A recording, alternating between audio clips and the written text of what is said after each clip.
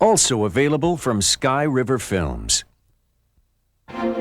From the tip of the southeast panhandle to the frozen Arctic tundra, from the heartland of Alaska's sweeping interior to its stormy western coast, this is Alaska as you've never seen it before.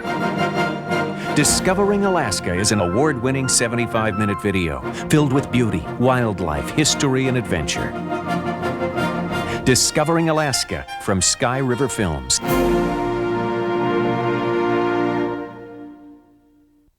Wild Alaska is a magnificent visual portrait of wildlife on the last frontier. Shot in some of the most remote regions of Alaska, this program takes you in close into areas rarely known or visited.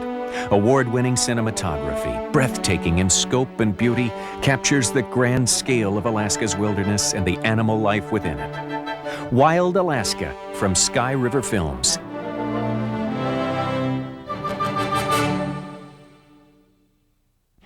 Finally, a video that captures all the excitement and adventure of engaging Alaska's best fighting game fish.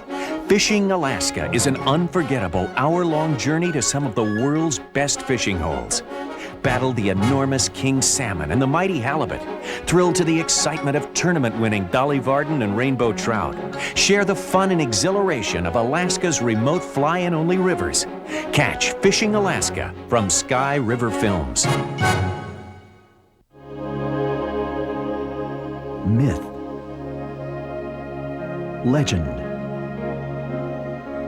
science,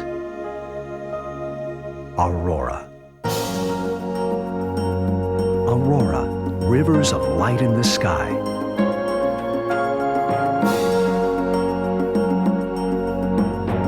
Aurora from SkyRiver Films.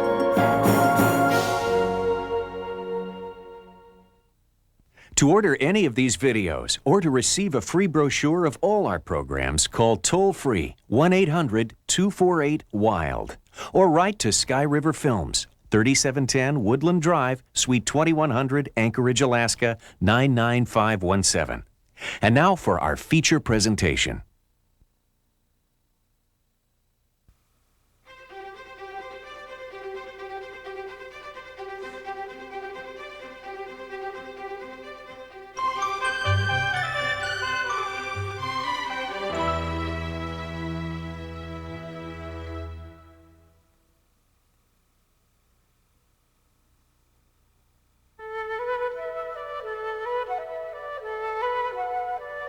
Once upon a time, giants lived in Alaska, a people who stood hundreds of feet tall and whose strides stretched for miles as they walked across the open land.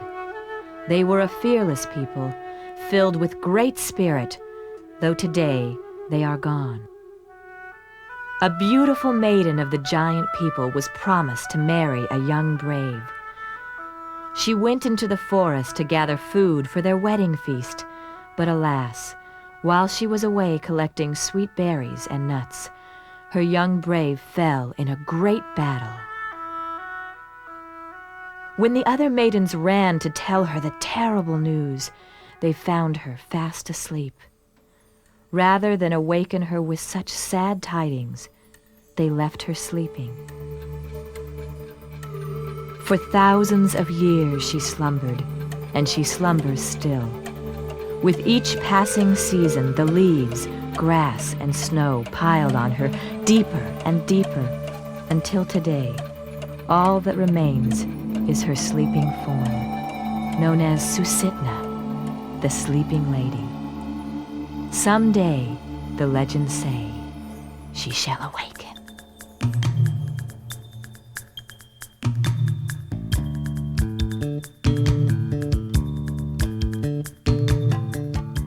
One of the great beauties of Alaska is the diversity of her people and their relationships to the land. It's been said there are many Alaskas, and it's easy to see how, in many ways, this is true.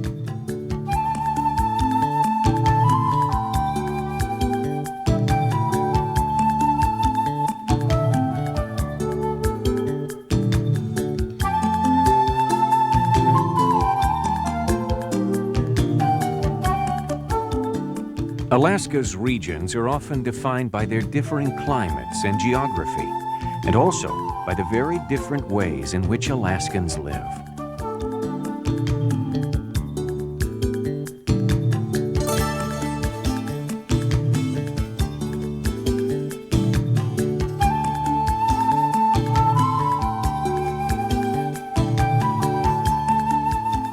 The frozen regions of the Arctic have been home for the Inupiaq people for thousands of years.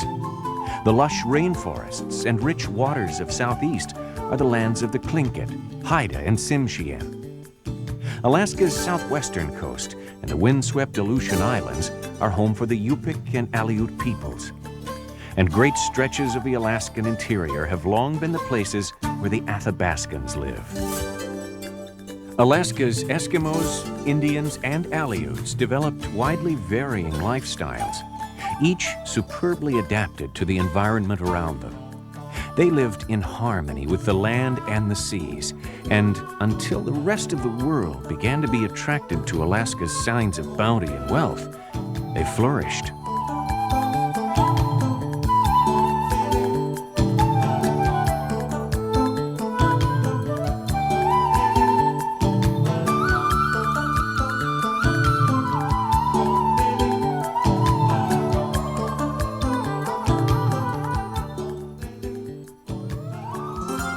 Alaska is a land of myths and legends, many of which happen to be true.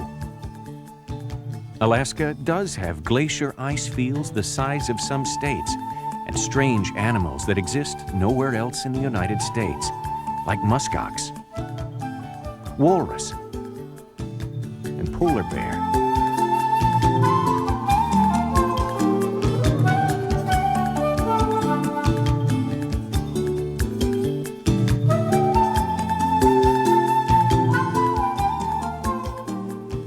More than twice the size of Texas, Alaska stretches 2,500 miles from east to west. It crosses the international date line into the Eastern Hemisphere, the only state to do so. From north to south, it is 1,500 miles from Barrow, the northernmost city in North America, to Ketchikan, Alaska's gateway city on the Inside Passage.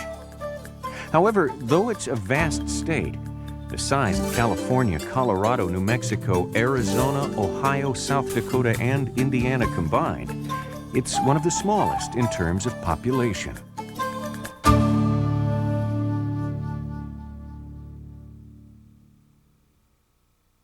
The most populated area of Alaska is called South Central, a loosely defined region stretching out around Anchorage, the largest city in the state. Over half the population of Alaska lives in South Central, around 300,000 people. And it's South Central's unusual mix of cultures and lifestyles, occupations and leisures that we're about to explore.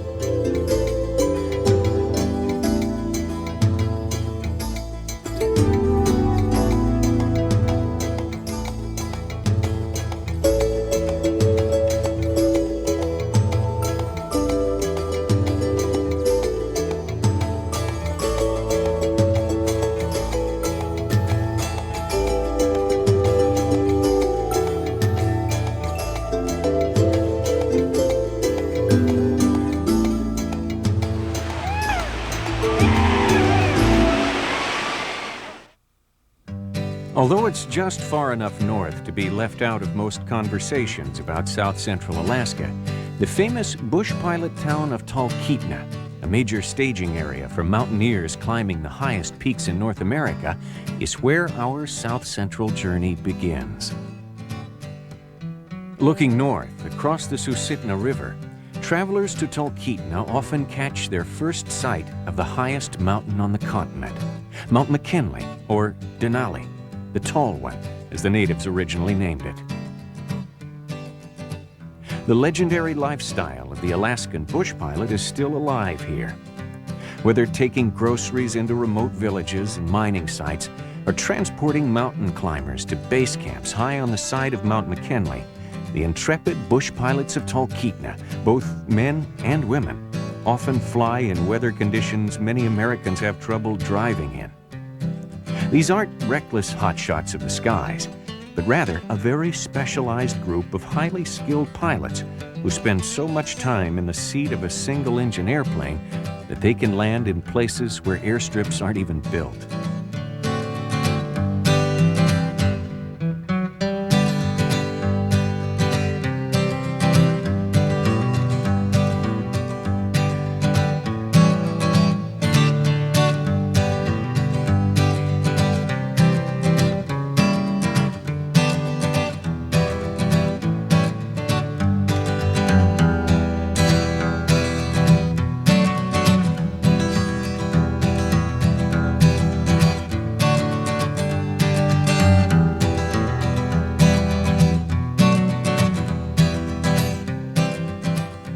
For another demonstration of just how good these pilots are, consider that during the Iditarod Trail Race, the 1,049-mile sled dog race from Anchorage to Nome, it's these skillful flyers, dubbed the Talkeetna Air Force, who bring most of the food and provisions into the remote checkpoints along the race. In some of the worst weather in the world, and over some of the ruggedest terrain in North America, they get supplies in and exhausted dogs and people out.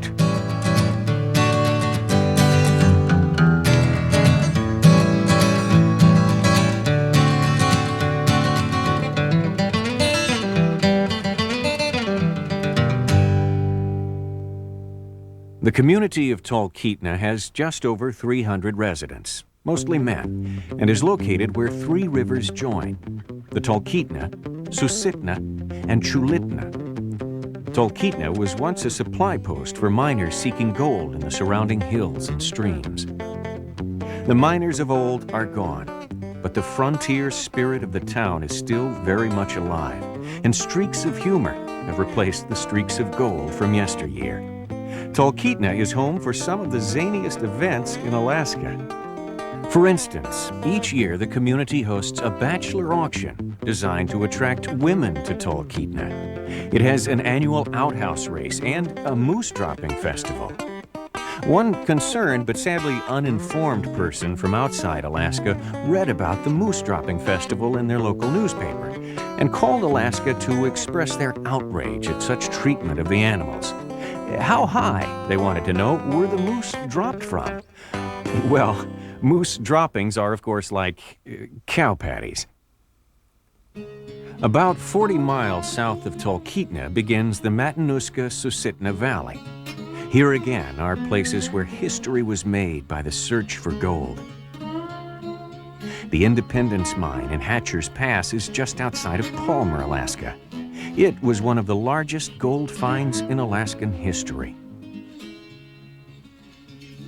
According to the local storytellers, gold was discovered here in September of 1906 when Robert Lee Hatcher was out hunting for rabbit in an alpine meadow. His shotgun blast missed the fleet-footed prey, but blasted gold nuggets out of the rocks. From such a fluke of luck began the Independence Mine. Not far from Independence Mine, as the raven flies, is the Matanuska Glacier. This spectacular inland field of ice, easily seen from the nearby Glen Highway, flows out of the Chugach Mountains. Its perpetually melting face gives rise to the turbulent, silt-laden waters of the Matanuska River, which flows through the heart of Alaska's most productive agricultural region, the Matanuska Valley. The Matanuska Valley got its name from Russian explorers who made their way into this region in the early 1800s. Matanuska is a derivative of the original Russian term that means Copper River people. The river basin region was the home of the Tenina Indians long before any Europeans explored here. However, large settlements began here just a few decades ago. While Alaska's native heritage goes back for thousands of years, in terms of the westernization or Americanization of Alaska, its history is very young. Only within the past century have most South Central communities been born, and the towns of the Matanuska Valley are even younger still.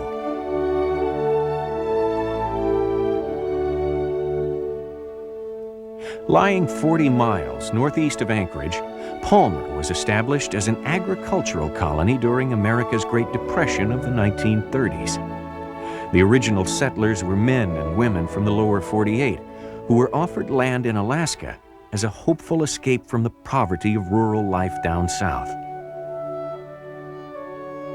It was a rugged place, but hopes ran high. For many of them, there was no choice. Although some of the original town site of Palmer and a few of the townspeople are still here, by and large the colony was not a success. Not enough people could make a living to keep the colony together.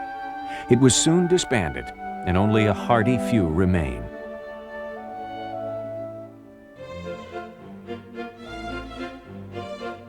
One interesting historical tidbit about the original Matanuska colony was its money. Since few had hard currency from the lower 48, or even any money at all, the colony made its own. The coins were called bingles and were used in lieu of American coins at the colony store. Using the bingles was also a way for the colony store to make sure that all the money spent by the colonists went through its cash register. Of course, it didn't take long for nearby merchants to learn of the scheme and begin accepting bingles too. Bingles were as good as the United States currency until the Second World War.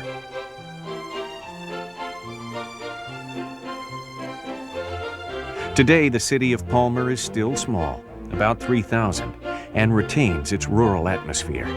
The Alaska Railroad runs right through the center of town.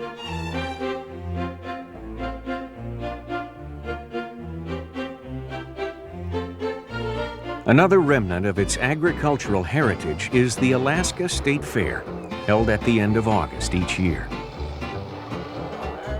In addition to rides and carnival attractions, the State Fair also features the world's largest vegetables, most of them grown in the Matanuska Valley. Cabbages have weighed in at more than 80 pounds, large enough to keep the average family in coleslaw for a very long time.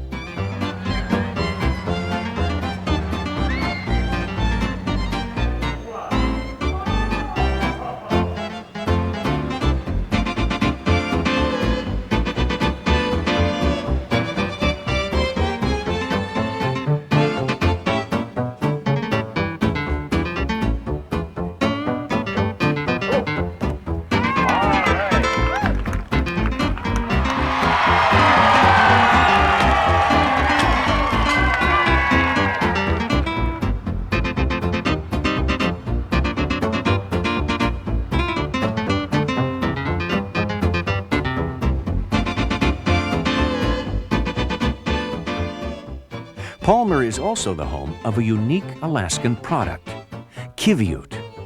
Kiviute is the soft underhair of the muskox, and it is farmed, so to speak, on a muskox farm just outside of Palmer. This is the only place in the world that raises muskox domestically. The adult males can weigh up to 900 pounds. Females are half that size. The kiviute is shed naturally each spring, and the hairs are gathered up and spun into yarn, which is then made into a variety of light but extremely warm clothing.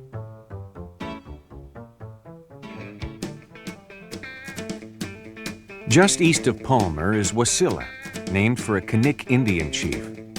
Wasilla sits at the end of Kanik Arm, one of two watery passages that border the front of Anchorage. Slightly larger than Palmer, Wasilla is known throughout South Central for its recreational lakes.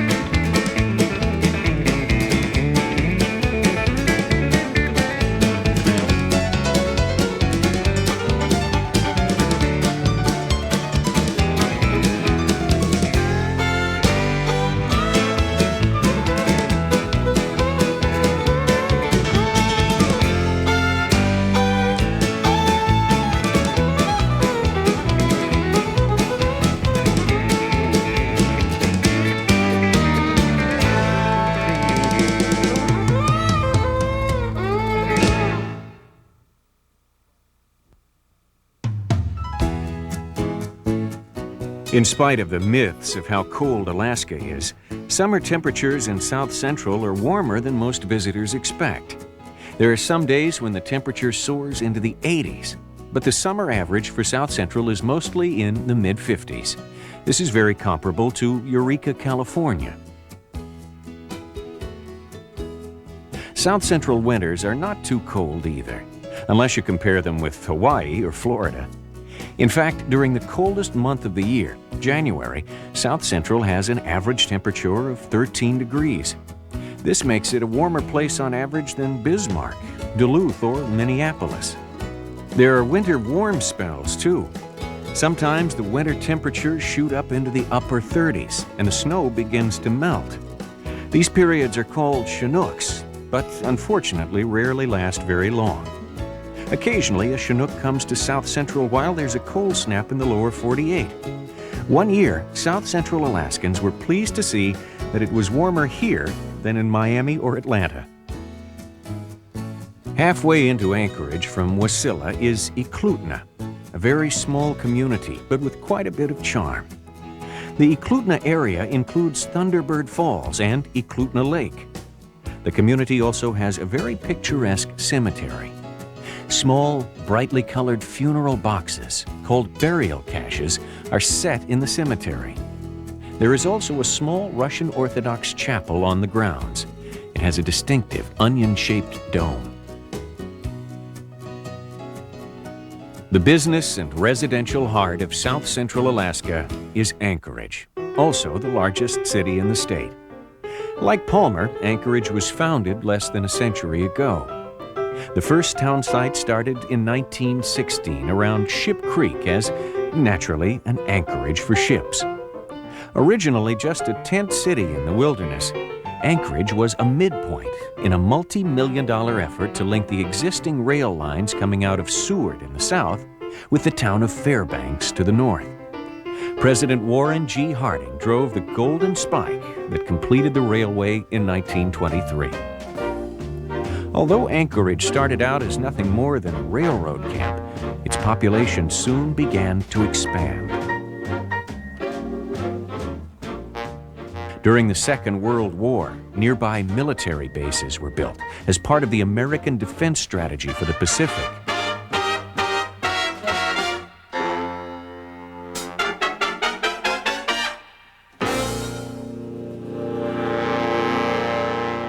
With the oil boom of the 1970s, Anchorage experienced another major time of expansion. Today, it's a typical urban city of a little under 300,000 people.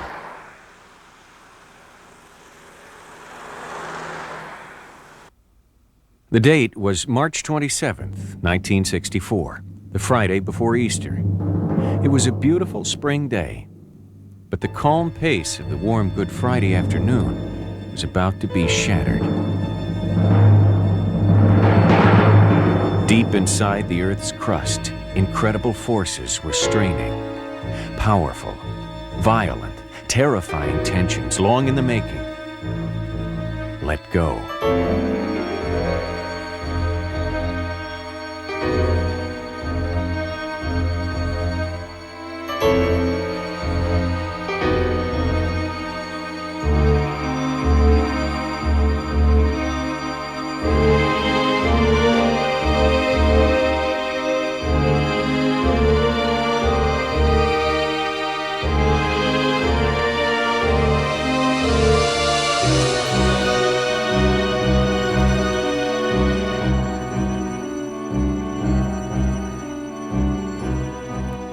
The Gulf Coast of Alaska was hit by the most powerful earthquake ever recorded in the history of North America. For hundreds of miles, the earth twisted and opened. Buildings collapsed, pavement heaved and cracked into pieces. The tremors were felt from here to Antarctica. When the shocks were over, 115 people had died.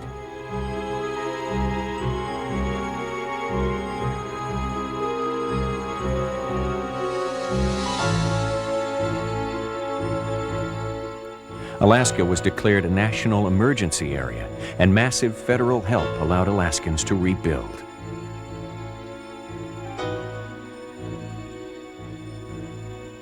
One small part of a devastated neighborhood in Anchorage was set aside and named Earthquake Park. It still remains today as a jumbled reminder of the overwhelming forces nature unleashed that day. Still being quite young, Anchorage has a somewhat mixed personality as a city. As Alaskans say, we do things a bit different up here. Indeed, such differences aren't hard to find. From running dog sled races through the middle of downtown,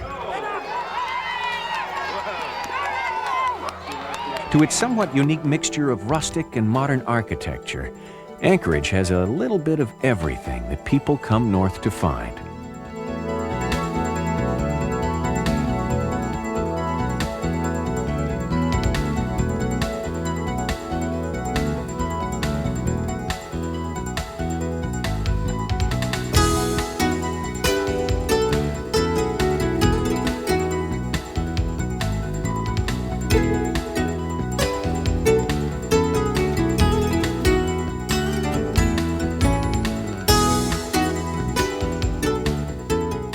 Viewed from a high vantage point, Anchorage appears as a short triangle. Two sides of the triangle are bordered by saltwater arms, Kachamak Arm to the north and Turnagain Arm to the south. A beautiful range of mountains cross in the back, the Chugach Mountains, named after a local Indian tribe.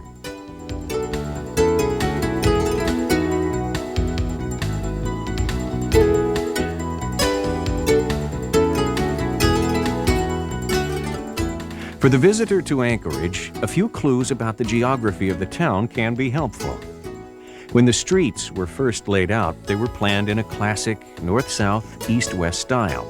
From A Street to the waterfront, the streets are alphabetic.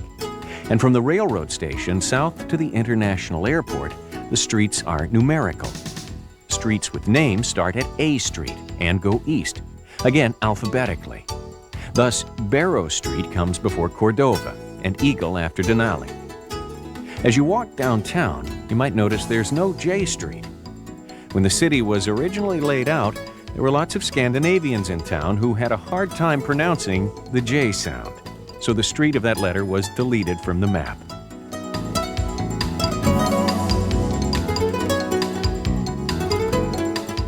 Downtown is the heart of the city. During the summer, 1 million visitors travel these sidewalks, moving through Anchorage on their way to the far reaches of the state.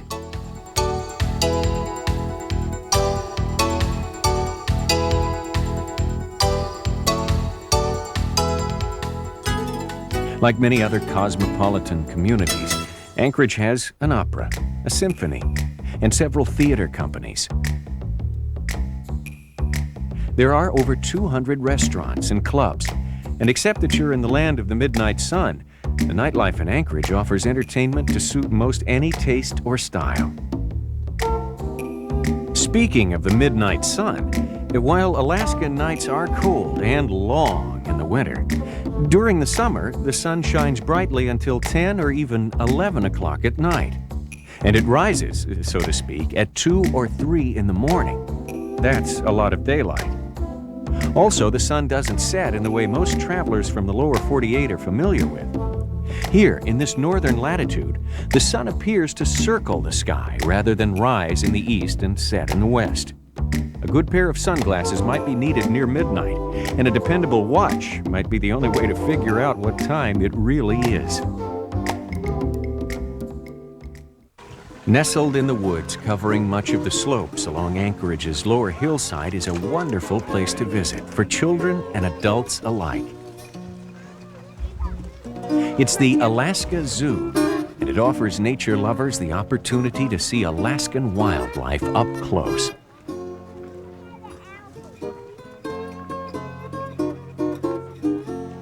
Virtually all of the animals at the Alaska Zoo were brought here after being found in the wild with injuries or as orphans.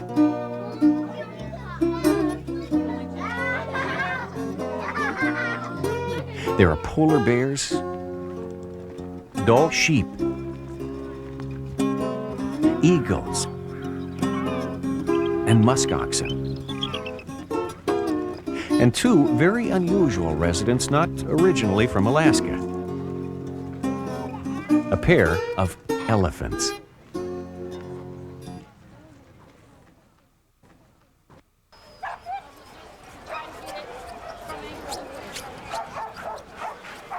One major highlight of every South Central winter is the start of the Iditarod sled dog race. Called the last great race on Earth, this world-renowned event is a grueling 1,049-mile contest that pits world-class dog teams against one another and the Alaska wilderness. Over a 2-week period, dogs and mushers race from Anchorage to Nome, facing deep snows, bone-chilling temperatures, and unpredictable trail conditions that can sap their energy and make even the smallest tasks difficult. The Iditarod race is held to commemorate a famous trek made in 1925 when 300,000 units of diphtheria serum had to be dog-sledded to Nome to fight a raging epidemic. Over the years, airplanes became the common mode of transportation, and the dog trail to Nome was abandoned. Then, in 1973, it was reopened with the first Iditarod Trail Race. It has been a premier event of Alaska's winter entertainment ever since.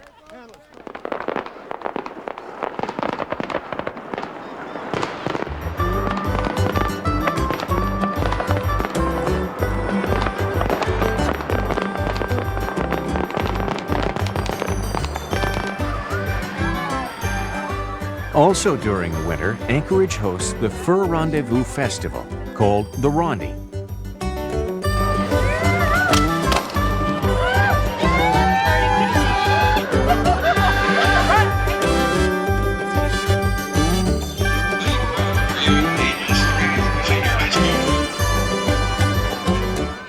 Originally a fur trading event, over the years it has grown into one of the 10 largest winter festivals in the world and runs over a 2-week period in February.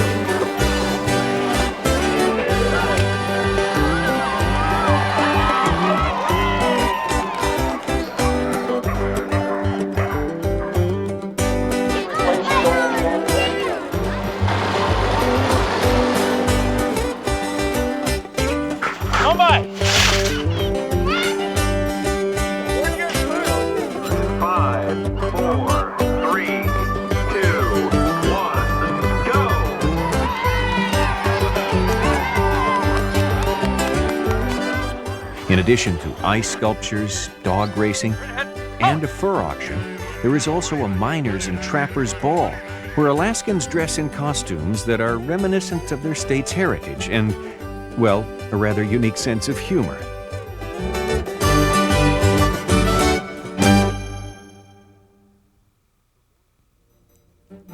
For more than 60 years, aviation has played a vital role in the development of Alaska. During that time, Anchorage has become the aviation center for the state.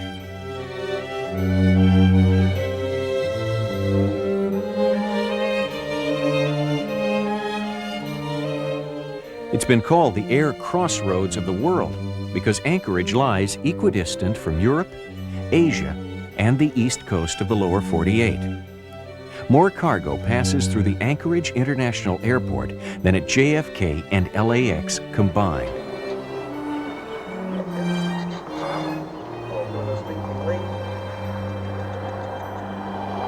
Cargo and passengers on their way to and from Europe from the Orient or the west coast of the United States often pass through because it's shorter to take a polar route than fly what appears to be a straight line.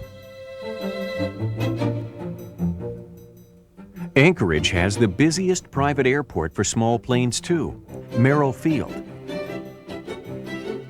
and the busiest private float plane facility at Lake Hood.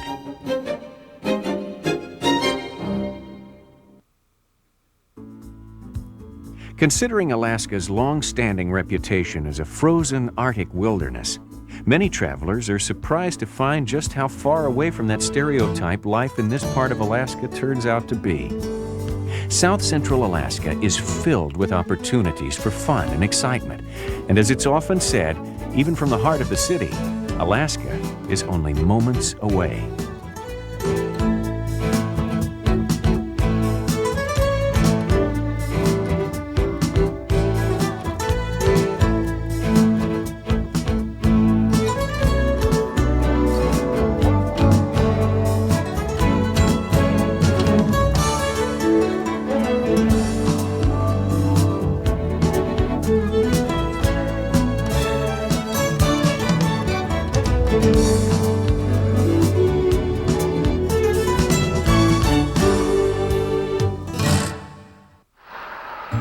Driving south out of Anchorage, visitors come to one of South Central's most popular wildlife venues, right at the edge of the city.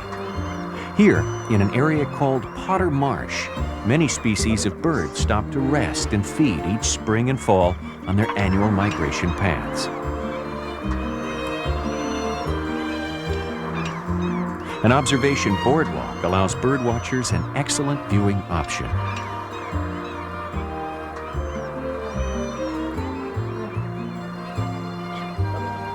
Back on the highway, the signs of civilization are quickly left behind as we travel south towards Seward and Homer on Kachamak Bay.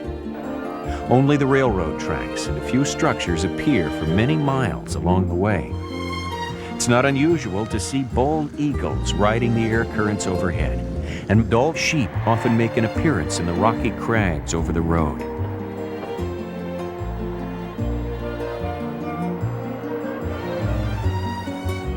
The water alongside the road is called Turnagain Arm, where occasionally beluga whales are spotted as they break the surface to take a breath of air.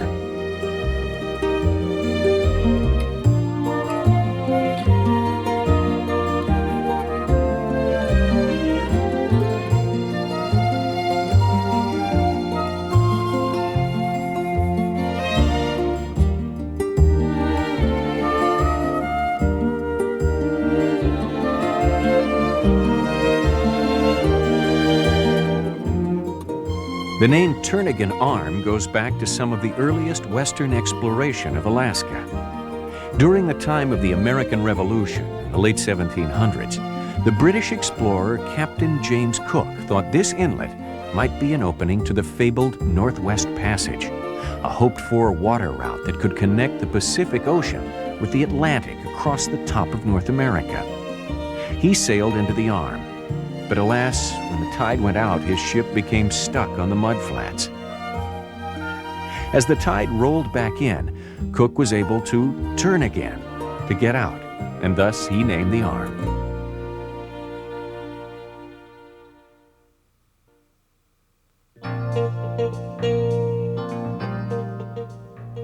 Turnagain Arm has the second highest tides in North America and among the fastest. When the water comes in, it often arrives in what is known as a bore tide, a 2 or 3 foot wall of water moving up the Arm. Windsurfers like the bore tide because it gives them a moving object to jump or ride. Though the water in Turnagain Arm is very cool, it attracts wind riders from around the world.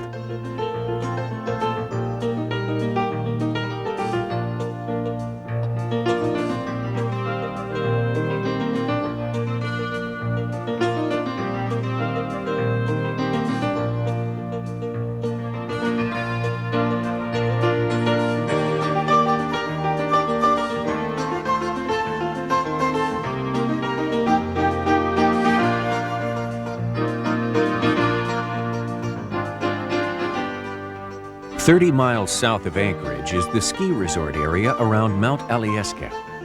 This 3,500-foot mountain offers both winter and summer adventurers some spectacular outdoor options. In the winter, Mount Alyeska skiers can challenge runs ranging from low beginner slopes to expert areas on the upper glaciers and forest-covered ridges. National and international ski events are frequently held in this beautiful setting. In the summer, the chairlifts still carry sightseers to Mount Alyeska's summit. And the nearby Crow Creek Mine has a gold panning stream where lucky modern-day miners still find an occasional spot of color in the pan.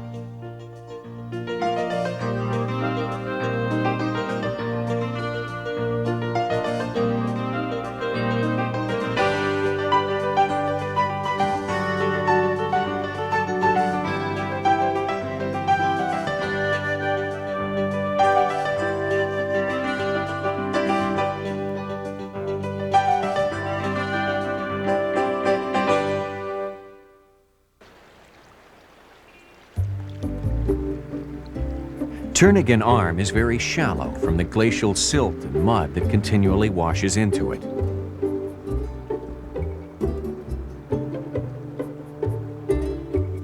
Much of this silt comes from Portage Glacier, whose ancient remains are easily accessible to travelers driving down the Seward Highway. Portage Glacier has been receding back into the Chugach Mountains for decades, and in that process has left a sizable lake full of icebergs.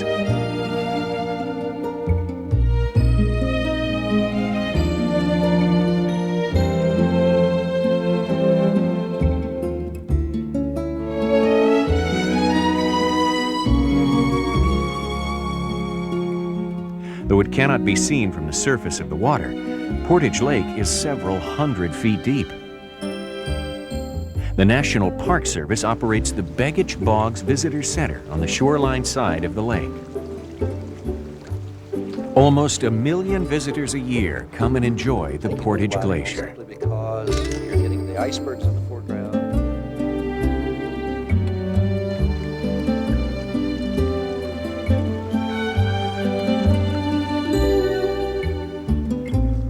Leaving Portage Glacier and continuing toward the south, the road bends around the end of Turnagain Arm and rises quickly into the mountainous regions of Turnagain Pass. This pass is the entry point into the Kenai Peninsula. There are two major directions travelers may head.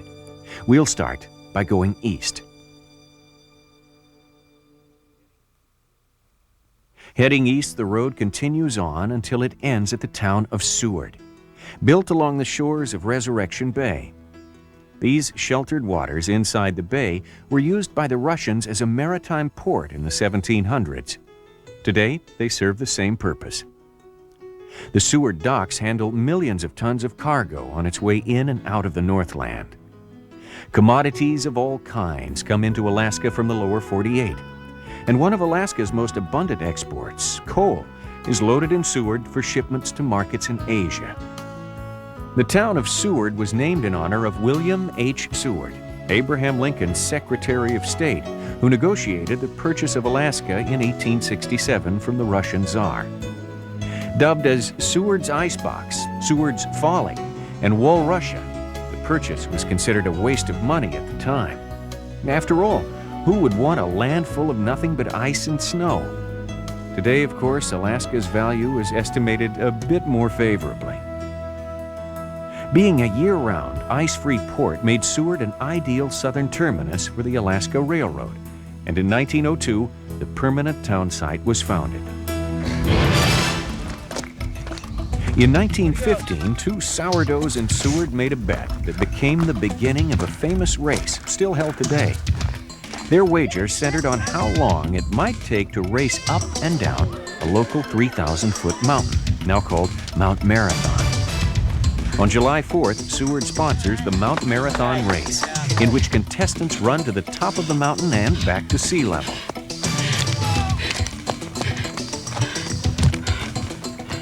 The record time is under 45 minutes.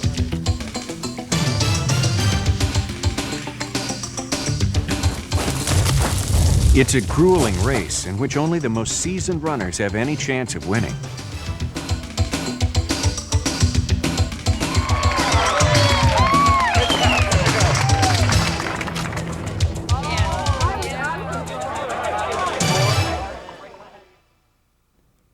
Another famous Seward event is the Seward Silver Salmon Derby, the largest fish contest in Alaska. Starting the second week of August and continuing for 8.5 days, cash prizes are given for a wide variety of fish. Some of the prize-winning silver salmon come in at just under 20 pounds. A lot of good eating, even if it doesn't take the $10,000 grand prize.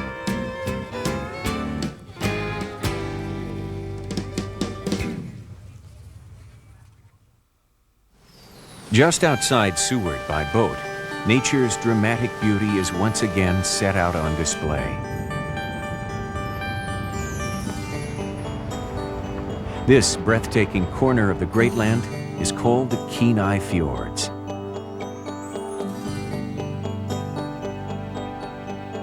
The wildlife throughout Kenai Fjords is both varied and abundant. Unlike the more wary land animals, the sea creatures of the area often make appearances where they can be spotted. Sea otters, whales,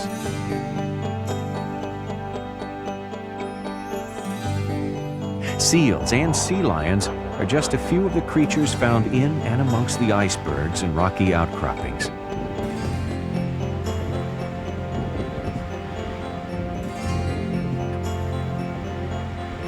For birdwatchers, the area hosts nearly 200 species, from tiny hummingbirds to mighty eagles.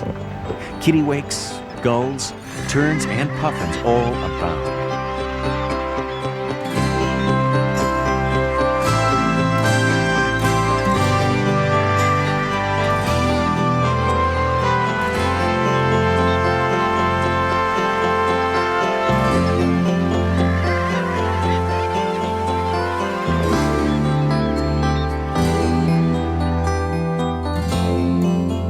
Retreating along the paths they originally carved during their advance to the sea over 50,000 years ago, the spectacular glaciers of the Kenai Fjords are revealing more and more new coastline every year. In fact, the McCarty Glacier in Nuka Bay has receded over 20 miles in the last 80 years.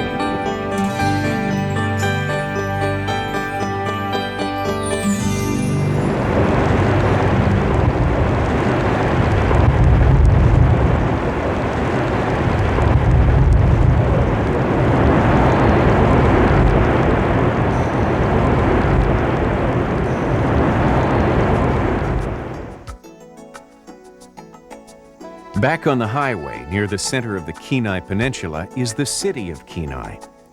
Kenai is one of the oldest settlements in South Central, maybe the oldest. As a Russian outpost, it dates back to 1791, and the history of the Kenaitze Indian tribe of the area dates back even further. Even the three-domed Russian Orthodox Church goes back a century. Today, Kenai and the town of Soldotna, only 11 miles away, are centers for oil activity in south central Alaska. Oil and gas were discovered on the peninsula in the 1950s, and the industry has been a major part of the economy here ever since. In addition to the 15 petroleum production platforms you can see offshore, there are also several refinery facilities in the area.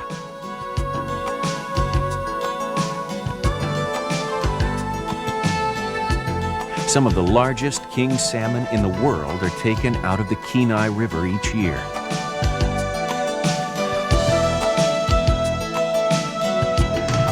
Near the confluence of the Kenai and Russian rivers, during the sockeye and red salmon runs, the competition for the best spot gets so intense, Alaskans have termed it combat fishing, with everyone who can lift a pole standing shoulder to shoulder to shoulder along the banks of the river.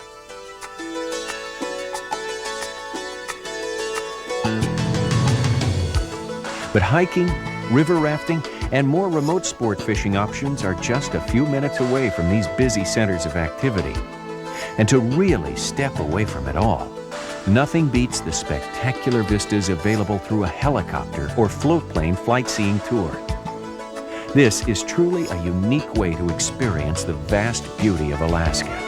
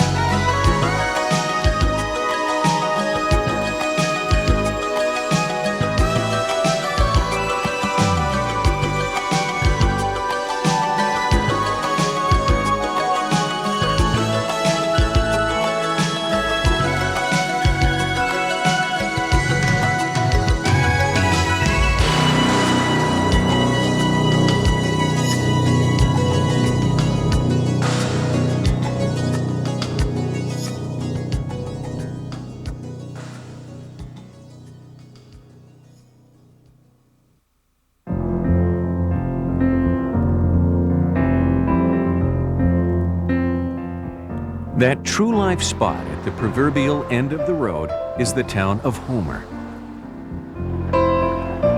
This spot is as far west as you can drive in Alaska on a road that's still connected with the lower 48 states. In the lower 48, Homer might be colorfully called an artist's community. What that means in Alaska is that once again the diversity of her people and their ways of living are often very apparent. A famous landmark of Homer is the Spit, an 8-mile stretch of sand reaching out into the crystal waters of Kachamak Bay. It's the second largest naturally occurring landform of its type in the world.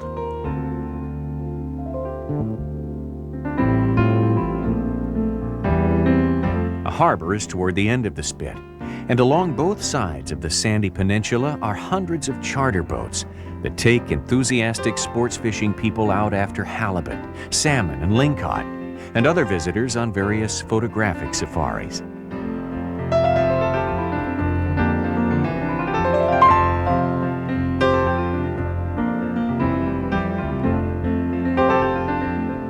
Even by Alaskan standards, Homer is a young community. It wasn't until the early 1950s that Homer was even connected to Anchorage by a road. A community of about 3,500, it is located on rolling hills and surrounded by uplands where wolves, bear, and moose roam freely.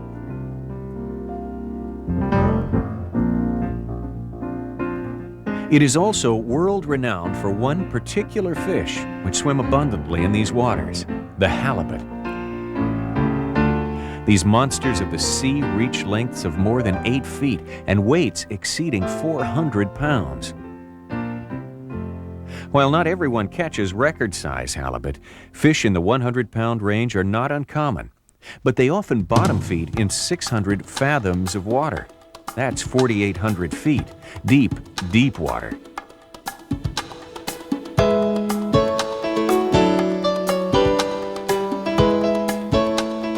Many wilderness resorts stage their activities out of Homer. Tucked away in the inlets and estuaries around Kachamak Bay are first-class hunting, fishing, and wilderness lodges, which cater to the traveler who really wants to leave city life behind.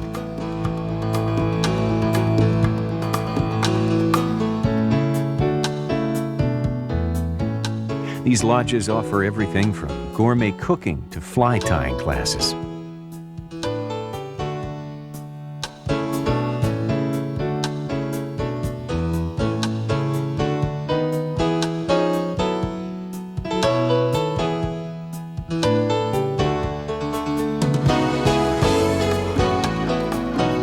South Central's unusual mix of cultures and lifestyles, history and heritage makes delightful exploring for both adventurous and casual travelers alike.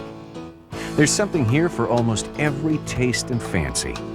At times, the setting or accommodations may seem too rustic for some, but the charm and spirit of the place usually wins over even the most conservative or cautious visitor. This is Alaska, the Great Land. And much of what makes it great is the welcome hospitality, the accessible wilderness, and the soul-stirring beauty that nature puts before us throughout the region Alaskans know as South Central.